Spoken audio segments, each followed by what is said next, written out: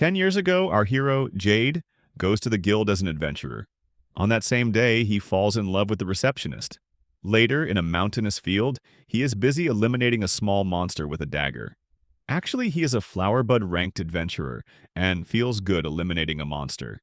He excitedly announces he has just eliminated a slime for the first time. As he puts back his dagger, he reflects that he has a dream of becoming a great adventurer, and now he is on his first quest. This quest requires gathering mana stones from monsters after eliminating them. When monsters are eliminated, they give ether, and the monsters leave behind mana stones. On the other hand, the ether is absorbed into the flower crest of an adventurer.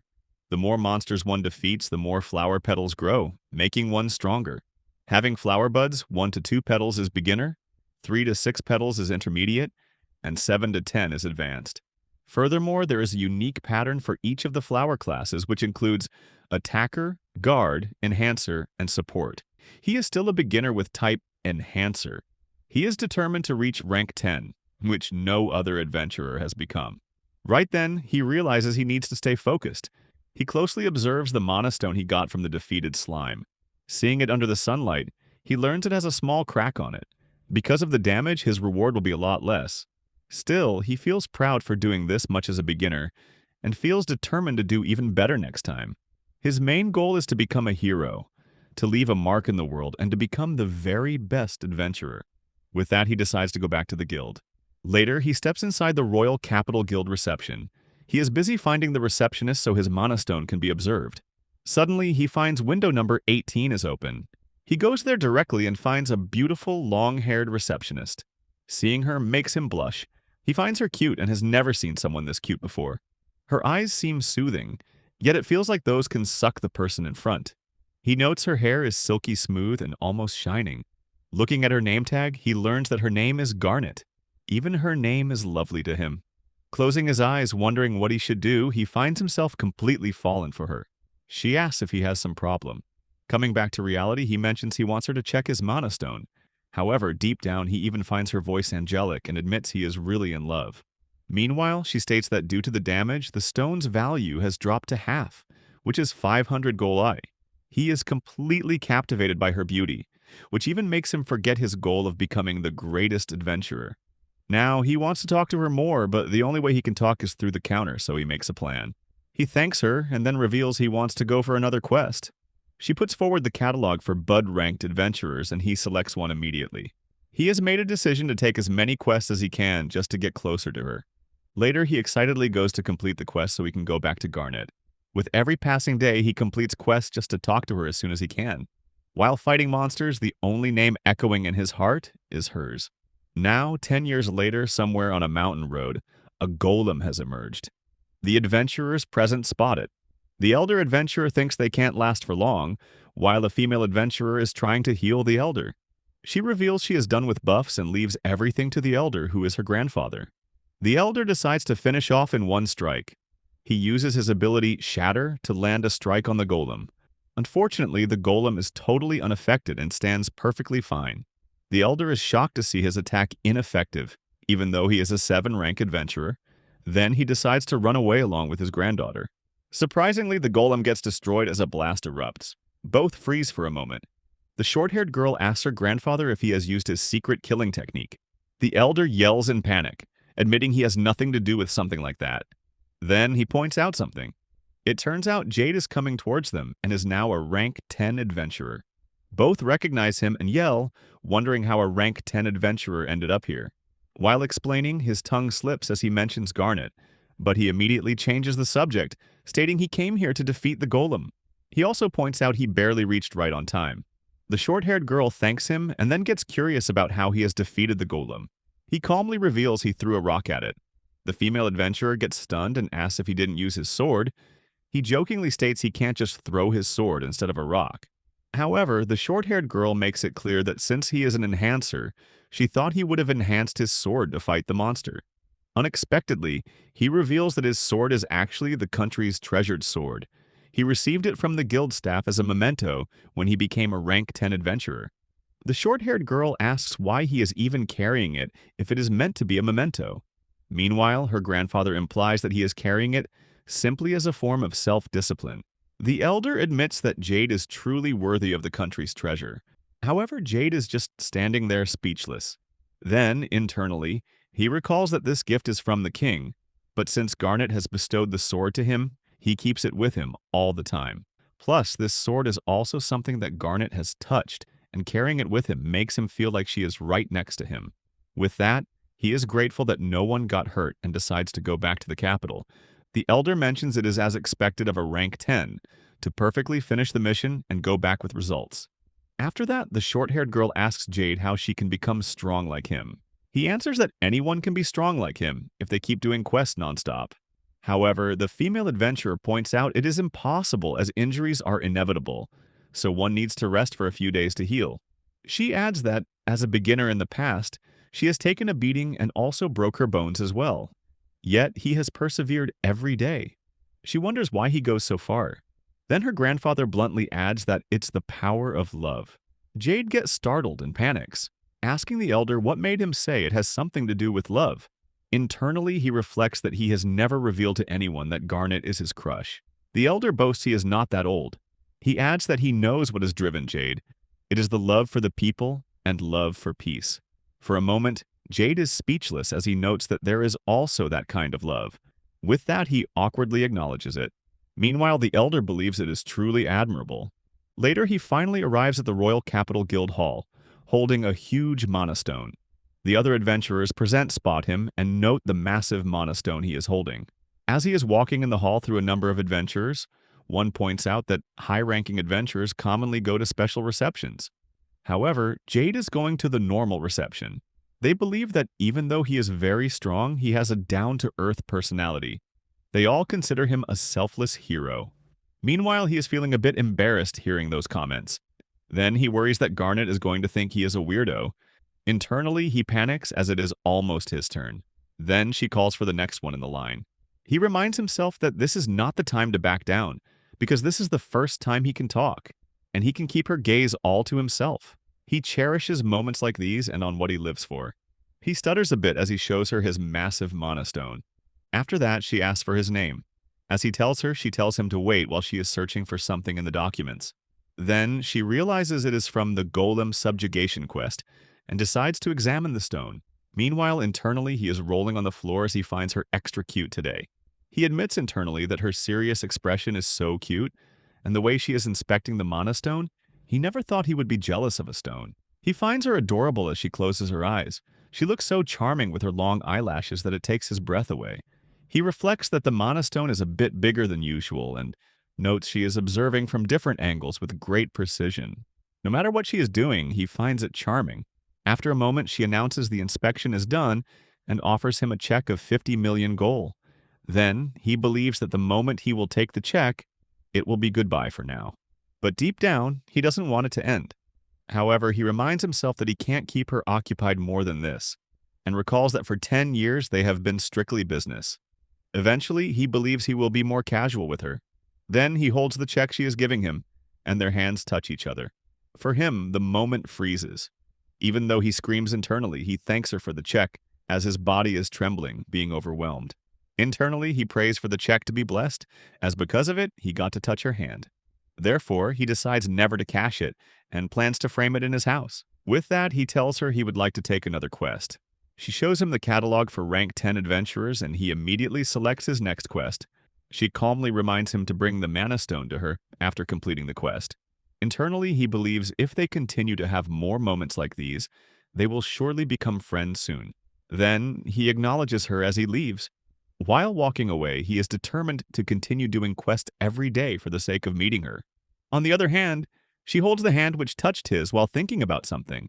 Later that night, somewhere else, someone mentions they went to the capital to request a subjugation force, and adventurers will come here soon. The villagers are happy to hear that news, as they can't wait to see those monsters eliminated so they can feel a bit light. Meanwhile, a girl hearing this news nervously wonders about the subjugation force and adventurers. In a small village, Jade announces that monster subjugation is completed, so the village should be safe now. Internally, he reflects that today he is on another quest. One villager feels honored that the great hero accepted their request and suggests that he rest and enjoy his break there. He humbly appreciates the sentiment but says he needs to return to the capital for his next quest. However, internally, he cannot wait to go back and report to Garnet. Unexpectedly, a girl appears and states that it is not over yet. With a worried face, she reveals the vegetable-eating dragon is still out there. Jade, confused, repeats her words. The elder from earlier tries to stop the girl from saying such things. He apologizes to the hero, explaining that this girl sees dragons stealing vegetables. The small girl softly insists she is telling the truth and is not lying.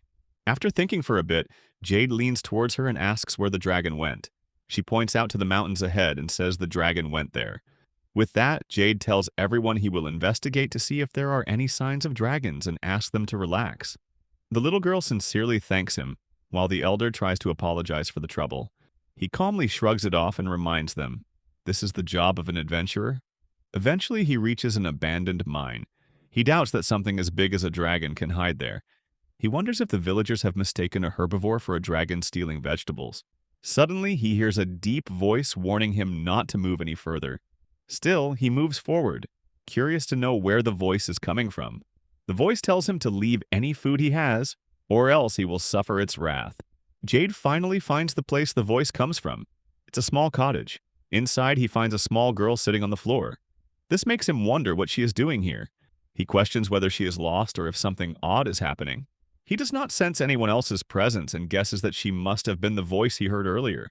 He recalls her earlier words about food and remembers what the villager girl said about a dragon stealing vegetables. A thought crosses his mind that dragons can take human form, so he wonders if this girl is a dragon. He leans in and asks the girl if she is a dragon. The little girl smirks and admits she has been found out. She switches to her wrathful mode, demanding that he leave all his food and go. She threatens that if he does not obey, she will devour him. Jade jokingly points out that she would choke if she did that.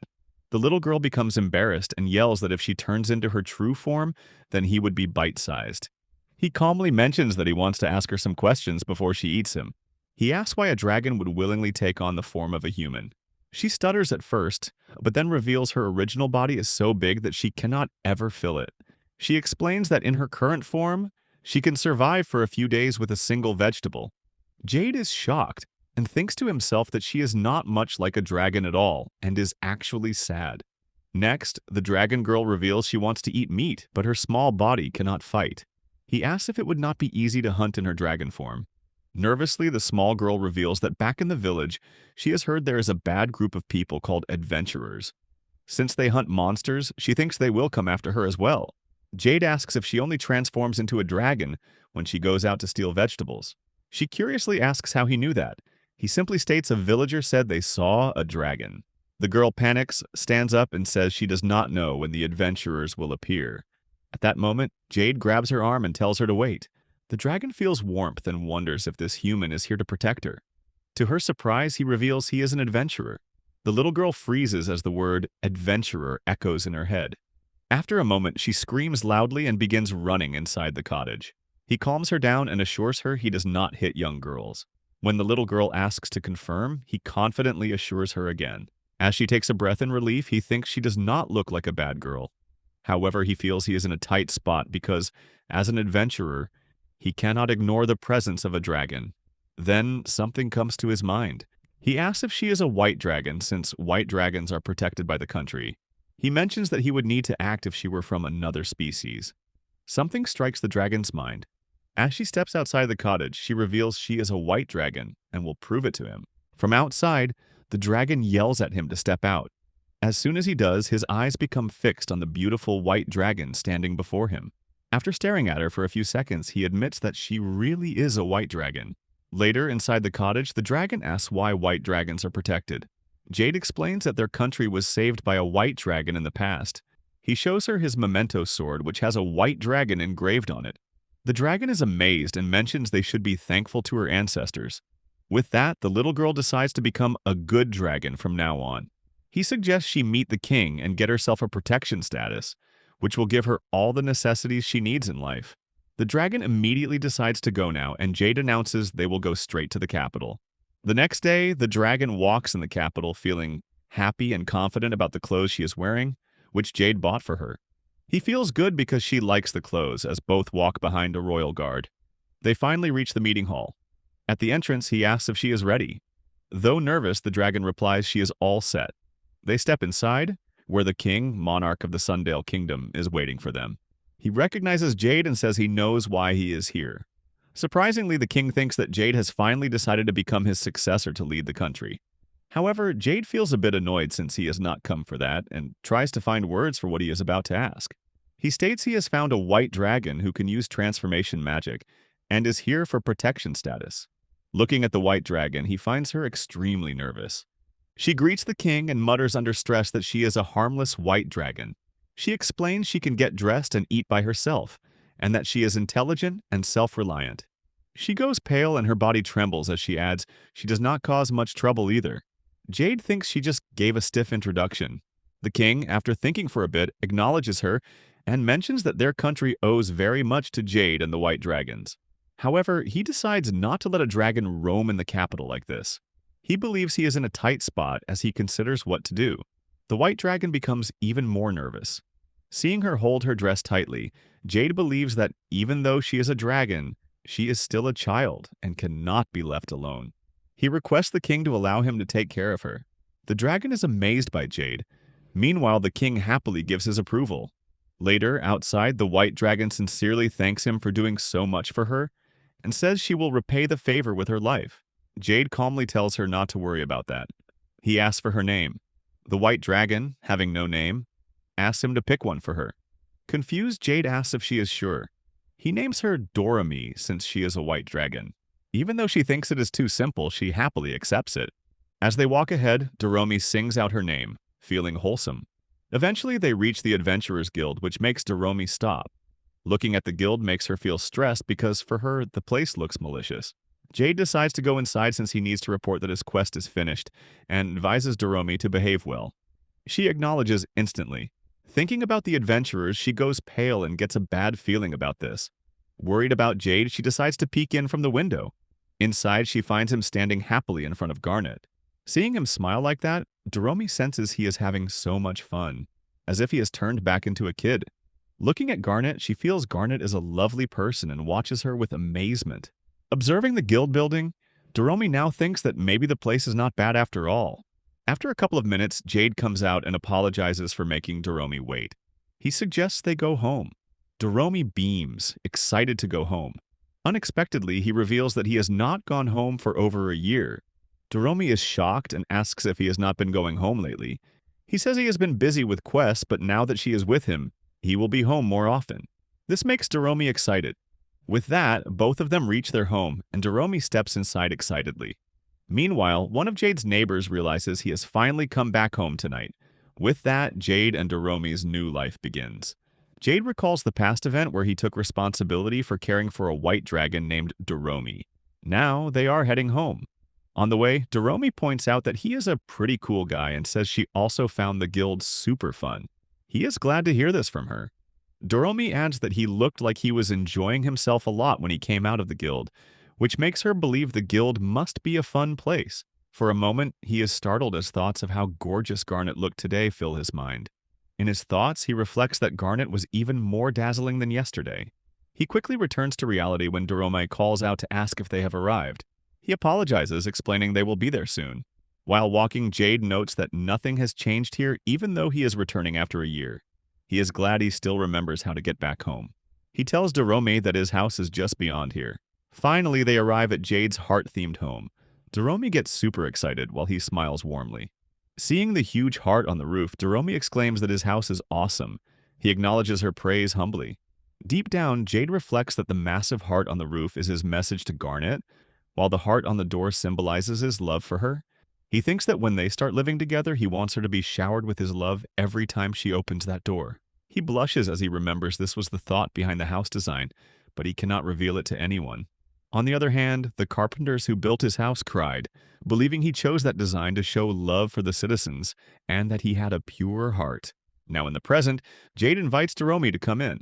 They step inside, and at the entrance he explains that the light comes from mana stones, which turn on the moment someone touches the door. Doromi admits it is a cool feature that the whole house lights up as soon as anyone steps inside. Next, they go to the bathroom, where Jade explains it was designed with comfort in mind. After a bad day, one can soak and wash away their worries. The bath is so big that Doromi even says she can use it in her true form. They move on to the bedroom. The bed, Jade describes, is made from the highest quality feathers and custom made from materials he collected. Doromi remarks that something so soft should be illegal, as it is too tempting to sleep on. Then she goes to the next room and is stunned as she wonders about the space. It turns out to be a walk-in closet. There, Doromi spots lots of cute clothes, and Jade reveals that this is only half of it. After that, Doromi notices something white. Jade explains these are wedding dresses, and there are a total of 28. Doromi picks one as her favorite and says it is so beautiful she wants someone to wear it. Only Jade knows all these are for Garnet, so whatever she wants to wear, it should be there. Even though he does not know her taste, this many clothes must cover everything. Doromi excitedly tells him she wants to see someone wear that dress and asks him to call his wife. Jade is caught off guard and confused. Doromi points out that these dresses must belong to his wife, and she wants to meet and thank her for letting him stay. He stands there speechless while Doromi keeps calling his name. It hits him hard, and he thinks he is behaving degenerately. He becomes confused, unsure whether he should tell Doromi about his crush on Garnet. He also realizes he has never told anyone this. Distracting her, he asks if she is hungry and suggests she take a bath before they eat. He adds that he will buy her anything she wants. Hearing this, Doromi gets excited, while Jade believes he has successfully distracted her. Now, Doromi enjoys her bath. She comes out afterward and remarks that the bath felt incredibly refreshing, and the temperature was perfect. She tells him it is a shame he does not come back to his house more, considering how nice it is. Jade reminds her that, as an adventurer, he has to prioritize his work. He then insists that she go to sleep early since they need to leave early tomorrow. Meanwhile, Doromi cannot wait to sleep on the soft, fluffy bed. On the other hand, Jade is blushing as he also cannot wait to experience sharing that bed with Garnet. The thought of waking up beside her makes him feel wholesome. He is fired up to keep going back to the guild so he can experience a good married life soon. After that, Doromi spots something and notices his neighbor coming out.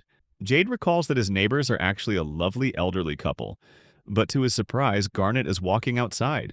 He pauses, hardly believing his eyes. Internally, he screams while blushing, wondering what she is doing here. He completely loses it, trying to understand why she is his neighbor. He thought there was an elderly couple living there. He reminds himself to calm down, but is extremely happy, even though nothing makes sense. He decides to introduce himself. Meanwhile, Doromi greets Garnet first. This gives Jade a feeling of defeat. As nothing makes sense, he still thinks this is a perfect chance to have a normal conversation with Garnet. He begins greeting her, but he cannot stop stuttering and is unable to say good evening properly. Blushing, he admits he is super nervous, but is grateful for a closer look at her. He wonders if this is the first time he has seen her dressed casually, finding her absolutely stunning. Panicking, he decides to remember this moment forever. He tries to calm down, telling himself to stay focused since he needs to introduce himself. Garnet observes him without saying a word. Still stuttering, he finally manages to say good evening, and she greets him back. Internally, he screams, believing he just had a casual conversation with her. Imagining their wedding, he thinks this is the start of their romance. Surprisingly, Garnet mentions she has finally managed to greet him. This makes Jade wonder if she also wanted to talk to him. She then states she just moved here and wanted to introduce herself to the neighbors. Now Jade fully understands. He knows Garnet is his neighbor, which gives him even more reason to come back home every day. While holding his head, fully absorbed in his thoughts, Doromi grabs him and reminds him she is hungry, insisting they should buy some food. Garnet then asks if Doromi is his sister. He replies that she is just a relative, and Doromi introduces herself with a cute smile. Garnet greets her and says her own name. After that, Jade also introduces himself. Garnet reveals she already knows his name since he comes to the guild every day. Her words make him feel blissful, admitting to himself that it is the happiest day of his life that she remembers his name. He bows and thanks her for remembering, as he had thought she did not since she always asks his name at the reception. However, Garnet explains that it is guild policy to ask every time. This makes Jade believe that even though he goes to her counter regularly, she still follows the rules, which makes her the perfect receptionist. After a moment of silence, Jade starts sweating as he runs out of topics. He stands and offers to carry her bag, but Garnet reveals it is light since the only thing inside is her underwear. Embarrassed, he did not expect that and wonders if he looks like a pervert. Doromi then asks Garnet where she is heading with her underwear. Garnet reveals she is going to the baths, as there are none in her house. Jade is grateful Doromi asked that, hoping she would invite Garnet to their bath and tell her how great it is. Unfortunately, Doromi simply waves and tells her to be careful. Internally, Jade screams. He then sees Garnet walking away and admits to himself that she looks perfect from behind as well. Seeing him smile at her, Doromi bluntly asks if he loves Garnet. He casually admits that he does, but then stops mid-sentence, realizing he just said it aloud. He panics and tries to take it back, but Doromi tells him not to be embarrassed. She confidently says she also loves him and is not embarrassed about it. Jade freaks out, asking if she really loves him. Doromi proudly says he helped her out, so of course she loves him. He realizes her love is like puppy love in return for feeding her. Doromi then asks if Garnet has helped him in some way. Jade says that since she is a guild receptionist, she has helped him many times since he became an adventurer. Doromi suggests he give Garnet a flower as thanks for everything. When she sees him confused, she explains that Garnet smelled a little earthy, so her hobby must be gardening. Jade is stunned, realizing this is the first good advice anyone has given him. He is now eager to find a rare flower to give Garnet as a gift, and Doromi is just as excited. Later, both arrive at the deserted plains. Doromi asks how much farther they need to walk, and Jade says just a bit more. He reflects that today's quest is to subjugate a king scorpion, but they are not done yet. A moment later, they reach their destination, and he tells Doromi to look up. There, a huge tree, the World Tree, stands before them. Their true objective is the World Tree. Doromi is stunned by its size. Seeing the huge walls beside it, she wonders if the World Tree is someone's castle. Jade explains those are not walls but cuffs, and the tree is at the top. At the base of the World Tree, they will find the Starflower. Jade recalls that for the past 2 weeks, he has been visiting different flower shops to find the best flower for a present. He learned that the Starflower is the best choice. He cannot believe the Starflower only blooms in such a place and is so rare that even shops do not have it. Doromi wonders if they must climb the cliff to get the flower. Jade reveals there is a regular path, but it takes more than a week to reach. Internally, he wants to hurry and give the flower to Garnet, believing she will be very happy. Now both raise their hands, fired up to climb the cliff and pick the Starflower before heading home. With that, Jade starts climbing the cliff with Doromi on his shoulders. She is amazed by how fast he is climbing, admitting that holding onto his shoulders is easier than flying. Jade assures her she does not need to transform into a dragon since he is here to help. Doromi admits he is so reliable, and Jade reminds her to hold on tight, as they will be there soon. Unexpectedly, they hear a loud scream from above the cliff. Jade pauses for a moment and wonders what is happening up there. Doromi urges him to hurry, thinking something is going on above. As our hero senses something is happening above, he instructs Doromi to hold onto him tightly because he will be going at full speed. Doromi acknowledges and Jade accelerates, reaching the top in an instant. She lands on the ground and stops as someone screams again. She calls for him, informing him that a huge hornworm is attacking 2 girls ahead. Meanwhile, both girls have lost hope. On the other hand, he decides to act quickly. As the worm is about to attack, he arrives and slams it into the ground hard. Now, the dead body of the worm lies between the 2 girls and Jade, who realizes he arrived just in time. At that moment, the 2 girls start crying because they can't believe they are still alive. They thank him repeatedly. The short-haired girl notes that they were saved by Jade and thanks him sincerely. Her long-haired friend reveals that even her barrier was useless against the worm. Jade casually responds that it is nothing, saying instead that he is thankful to them. The 2 girls shout in confusion, and then he reveals that he is here for the flowers. When they turn around, they spot a bunch of starflowers. They realize he means the Starflower, and he confirms with a warm smile. He explains that since the girls made a defensive barrier, the flowers are unharmed, so he thanks both of them sincerely. This amazes and surprises the 2 girls at the same time. They thank him in return, saying it was a dream for them to help him. With that, the 2 ladies leave while waving, and Jade waves back. Next, Doromi smiles brightly and admits that he was super cool back there. After he thanks her, he feels grateful that the flowers are fine. They put one inside a soil pot, and Doromi notes that it has started to bloom. He suggests they go home, saying he can't wait to give the flower to Garnet. Doromi chuckles, equally excited, and he hopes that Garnet will like the flower. Unfortunately, when they return home, they find that the Starflower has already withered. Both of them stare at it with lifeless faces. Jade cannot figure out what happened, since it was fine until now. Before he can fall apart, Doromi suggests giving the flower some water. He waters the flower, and Doromi believes this will solve everything, but nothing happens. Doromi observes that the flower still didn't revive, and he hopelessly wonders what else they can try. Doromi innocently suggests they should cheer it on. Jade agrees, believing that a little encouragement might help. Both of them cheer for the flower, telling it that it can do it, that it can fight, and saying it is the best flower ever and it's not over yet. Still, the flower remains unchanged. Jade loses hope, but Doromi keeps thinking. She suggests they give the flower to Garnet before it withers completely. He protests giving a withered flower, but Doromi nervously says it is not completely dead and there is a chance that Garnet can help, since she knows a lot about flowers. After thinking, Jade reluctantly decides to give it to her, and Doromi cheers him on. Together, they go straight to Garnet's house and knock on her door. Getting no answer, he thinks that maybe Garnet is out taking a bath, so he decides to wait. Then he asks Doromi if they will scare Garnet when she finds them waiting there. Doromi protests, saying that since Jade is her neighbor, there is no reason for Garnet to be frightened. He then asks if he looks scary, and Doromi shakes her head. He insists that he is not a scary person, and Doromi suggests he say it louder. When he does, Garnet arrives, asking what the two of them are doing there. She stands in front of them in her casual dress, and both Jade and Doromi notice her hair is still wet, showing she just came from the shower. He sings inwardly about how beautiful she looks with wet hair, and thinks he could stare at her forever, but right now he has something more important to do.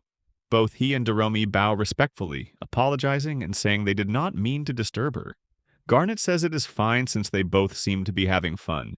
Jade feels himself falling for her even more, thinking she now looks like an angel. He then bends a bit to pick up the flower and confidently gives Garnet the Starflower, asking her to accept this gift from him and Doromi. Garnet points out that the gift should be given by the one who moved in. Although Jade agrees internally, he states that they give housewarming gifts in his hometown. He apologizes for giving her a withered flower, explaining he saw it and found it beautiful, but it withered by the time they got home.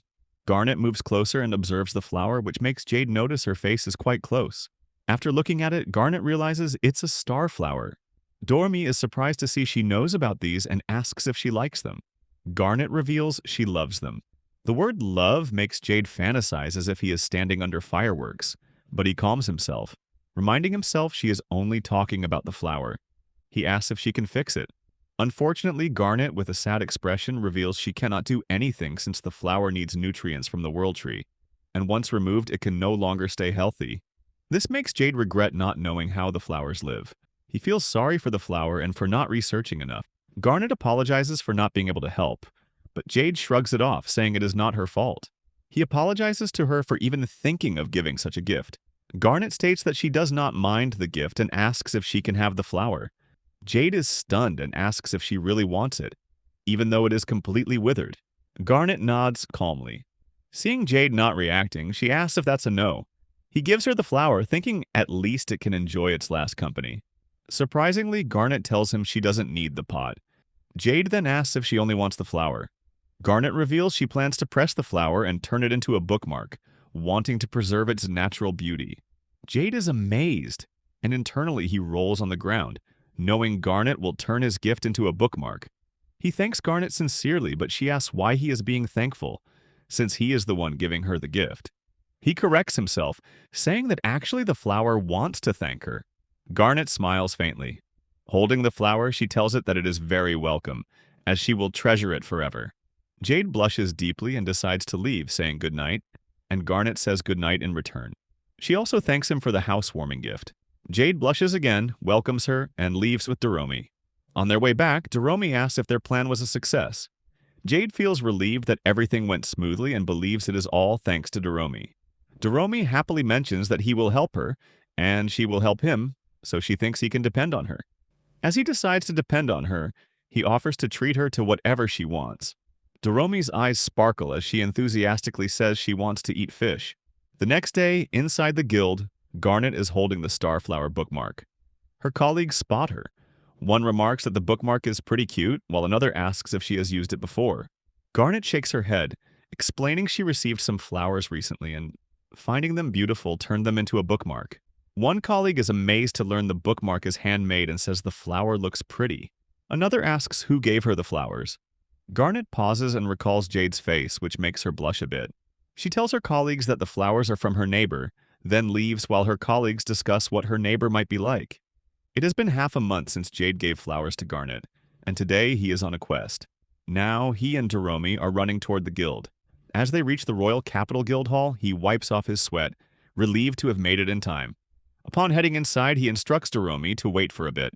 She acknowledges this, deciding to count bugs until he returns. Stepping into the guild, he prepares himself because it is time to go to Garnet's reception on the 18th.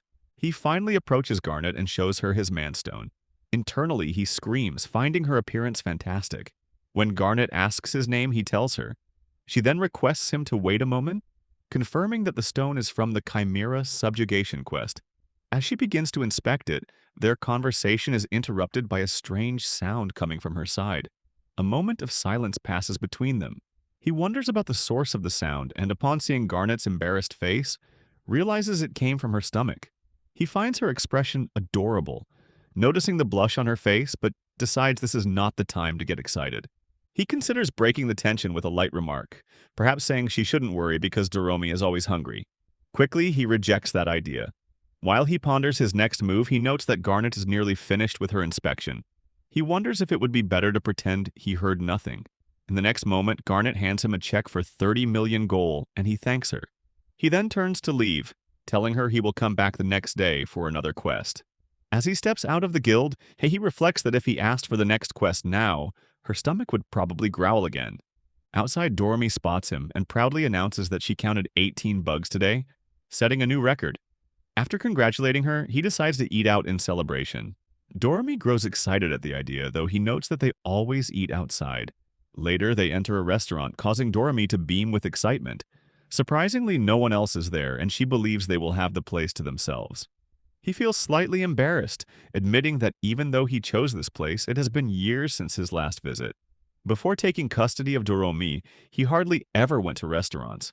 Still, he remembers the stew contains plenty of meat and the seafood is good. Doromi decides to order stew. The restaurant owner arrives and recognizes Jade, surprised to see him again.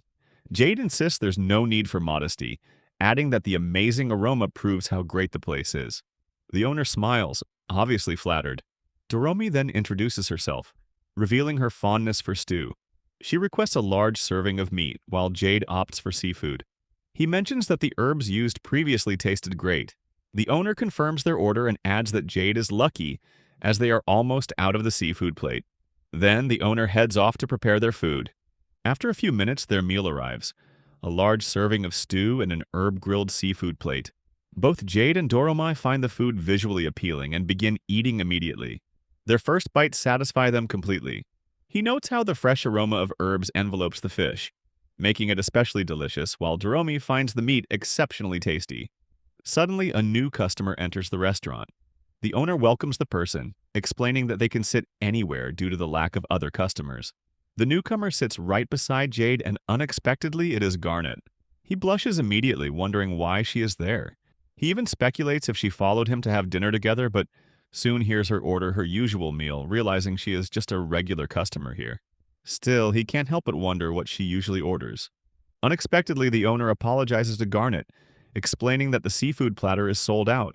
He panics upon realizing she orders the seafood platter regularly. Jade feels guilty for having taken the last one, depriving her of one of her few after-work pleasures. Garnet simply says it is a shame, but her disappointment makes him feel even worse. He gets up right away and asks the owner if he can go find some fish. Garnet looks shocked, and the owner murmurs in disbelief, saying he appreciates the sentiment, but cannot let Jade run errands for the restaurant. Internally, Jade knows he is only doing this for Garnet, since she won't be satisfied otherwise. He insists, holding the owner's hands, that he shouldn't be so modest and offers to cover the costs himself. He says he is just in the mood to buy fish and wants to know where he can get some. Unfortunately, the owner reveals that it isn't possible to buy any from the market at the moment. Jade asks if something happened. The owner explains that rumors say a coastal monster is roaming the shoreline, causing fishing boats to sink in the area. Jade frowns, realizing this must be the work of a monster. Meanwhile, Doromi bangs on the table, lamenting that it is unforgivable for a monster to keep all the fish to itself. She adds that she also wanted to eat the seafood plate. Jade agrees, finding it unacceptable that Garnet is being deprived of one of her simple pleasures. He asks Garnet if there is a subjugation request for the monster. Garnet remembers and confirms that there is indeed a rank 6 subjugation quest open for it. Because it is a rank 6 task, Jade realizes he never saw it before, as each adventurer is assigned quests matching their rank. This one is set for rank 6 adventurers, while he is rank 10. He also knows that if a request remains open too long, it can be reassigned to the next level, but this one would take too long to reach him. As a rank 10, it would set a bad precedent if he broke the rules to take a lower ranking quest. He then considers whether he could solve the problem another way. If he goes fishing and the monster attacks him, he could defeat it in self-defense without breaking any guild rules. With this plan, he feels motivated to head to the ocean so Garnet can enjoy her favorite seafood again. The next day, Doromi and Jade arrive at the coastal area, where many birds are flying overhead.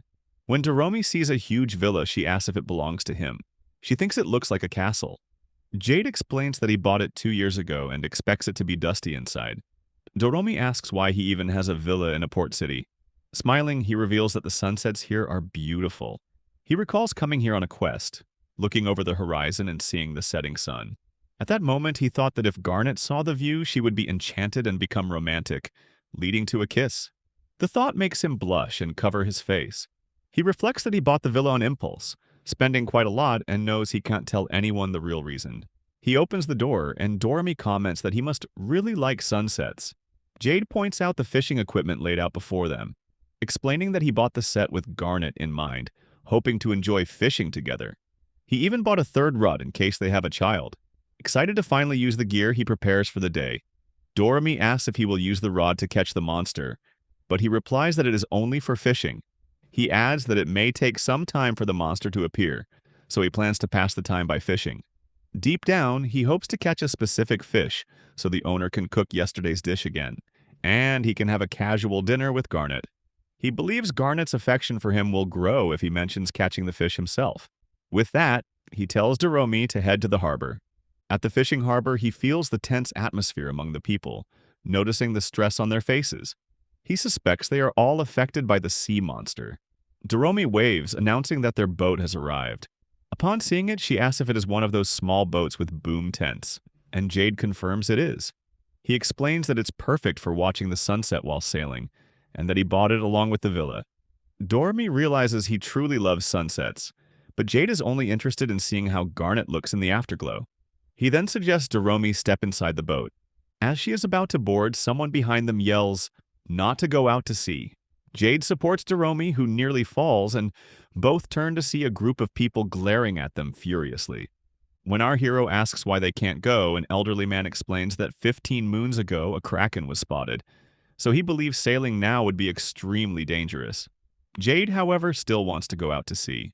The elderly man, realizing he will not be dissuaded, adds that perhaps the small size of Jade's boat will help, as the kraken may not notice them. Hearing this, Jade's plan of using his boat as bait feels pointless now. He reasons that if he cannot use the boat as intended, searching for the monster himself would take too long. Since he cannot be away from Garnet for very long, he places a large pile of money in front of the group. Then, pointing at a large ship, he proposes borrowing it, offering a deal that would be hard for anyone to refuse. The elderly man reveals that the ship belongs to him, and no amount of money will convince him to let anyone use it. Jade insists, promising to pay the full price if the ship is damaged. Meanwhile, Doromi tells the old man how strong Jade is. The crowd suddenly realizes he is the hero, Jade, and they also recognize the sword he carries. One fisherman asks if he is there to eliminate the monster. Jade explains that he is only there for fishing, as his rank is too high for this subjugation request. However, if he is fishing and the monster attacks him, he will have the right to defend himself, and the guild will not object. The old man, shocked, asks if Jade is truly planning to use himself as bait, even without compensation, and wonders why he would go so far. At that moment, Doromi beams and says they are just returning the favor. She adds that the fish here taste so good that they want to thank everyone for what they have done. The fishermen are touched by this, amazed that even a hero would think of them. The elderly man, moved, gives Jade permission to use the ship freely. With that, Doromi and Jade set out to sea with the ship. Once in the ocean, Doromi notes that nothing seems to be going their way. Jade suggests fishing, and Doromi gets excited at the chance to catch a big fish. Time passes with no luck, and both start to feel bored. Eventually, Jade catches something. After reeling it in, he finds it's only a small fish, but Doromi finds it tasty. This makes her determined not to lose to him. As more time passes, Jade manages to catch a total of 5 fish, which leaves Doromi wondering if the fish actually hate her. Jade suggests they switch spots, believing she's just in a bad place for fishing. Unexpectedly, Doromi's rod moves and she gets excited, thinking she has caught a huge fish that will fill her up for a week. Eagerly, she pulls her rod. To her shock, a huge monster appears and she screams in panic. Jade quickly realizes that this is the monster. When Doromi asks what it is, he explains that it's a marine scorpion, but its size is abnormal. Doromi starts throwing rocks at it, yelling for it to go away, but her efforts have no effect. The monster begins attacking their ship. Panicking, Doromi cries out that at this rate, their ship will sink. Jade reassures her, revealing that he has already fortified the ship with magic. All that remains is to defeat the monster. He leaps and punches the monster hard, defeating it instantly. Then he returns to the ship. Later, as they come ashore, everyone watches them in awe. The fishermen sincerely thank him, grateful that they can now fish in peace. Jade shrugs it off, but then the crowd turns to Doromi, discussing how she was the one who caught the monster, and they thank her as well. Meanwhile, Jade is eager to return home, knowing Garnet will finally be able to enjoy seafood again. Back in the capital, Doromi says she is hungry. Jade suggests they eat at the restaurant again. As they walk there, he reflects that Garnet should be there, as she is the type to enjoy her food thoroughly. To his surprise, he spots her standing in the street. He immediately calls out to her, which makes Garnet remark on his energy. He proudly admits that it's his only redeeming feature. Internally, he feels glad to be able to talk casually with his crush. He tells Garnet that their meeting is a coincidence and asks if she is heading home. When she nods, Jade mentions that he just returned from a fishing trip and shows her the fish he caught. Doromi adds that she caught a monster on the ship. When Garnet says that must have been scary, Doromi replies that she calmed herself by throwing rocks at it. Garnet says it's good to be prepared with rocks. Doromi proudly says she always carries rocks, so she is always ready to fight. She then describes how the monster tried to cut the ship with its massive claws. Garnet admits that they were in a very dangerous situation. Doromi continues, saying she kept her cool while staring into the monster's eyes. After that, Garnet asks Jade if he was the one who defeated the monster. He nods and adds that seafood shipments will resume from tomorrow. Garnet feels relieved to hear this. She then asks if he will go to the guild tomorrow. Jade nods, mentioning that he couldn't go today, but will go tomorrow. Unexpectedly, Garnet asks if something is wrong. Jade shakes his head and reminds her that he said he was going to take a quest today. Garnet says she remembers, which is why she was worried something might have happened. Panicked, he asks if she was truly worried about him. She asks if that is really surprising. Jade blushes, pointing out that she knows he is the hero and a rank 10 adventurer. He is stunned, as he never expected anyone to worry about him, but now he learns that Garnet was actually concerned. He then wonders if she thinks he is unreliable. Surprisingly, Garnet shakes her head and says she doesn't see him as Jade the hero, but more like her little brother. After a pause, Jade asks if she thinks of him as family, but she shakes her head again and repeats that he is just like a little brother. Curiously, he asks why she thinks that. Internally, he is certain he has never done anything to make her see him that way. Garnet explains that she has been watching him grow since he was 12. Now, Jade understands why she acts more casually in private. Still, this makes him happy. He feels lonely when everyone treats him like a hero and puts him on a pedestal, so he is grateful to have people who see him as a normal person. Reality soon hits him, and he realizes that if Garnet sees him as a little brother, he may have no chance with her. Still, he reminds himself not to give up hope since they aren't related by blood. He asks where she plans to go, and Garnet reveals she is heading to a restaurant for dinner.